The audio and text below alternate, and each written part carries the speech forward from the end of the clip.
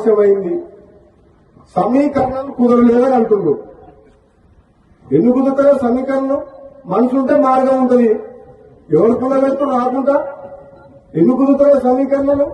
నీకు నన్ను పార్టీలో తీసుకున్నప్పుడు కదా మీ ఇద్దరు అర్థం ఉండాలి కదా, వాళ్ళకు తెలుసుగా. మన పార్లమెంట్ ఎన్నికలప్పుడు రెండోసారి ప్రామిస్ చేసి మాటిచ్చినప్పుడు కదా మీ ఇద్దరు అర్థంన్నాయి అంటే అది ఎట్లుందంటే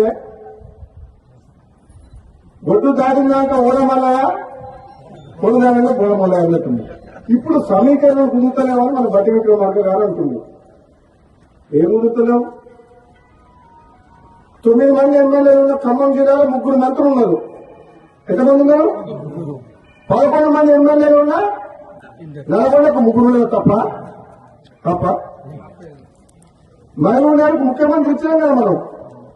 రేవంత్ రెడ్డికి ముఖ్యమంత్రులు ఇచ్చినప్పుడు ఇద్దరన్న మీద తక్కువైంది.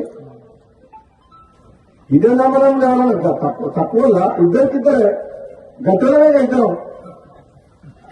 నేనేమంటున్నా, పదవి ఎవరికి ఎప్పుడు ఇవ్వాలని కాంగ్రెస్ పార్టీ అధిష్టానం నిర్ణయం తీసుకుంటుంది. ఆలస్యమైనా సరే నేను ఓపిక పడుతున్నా.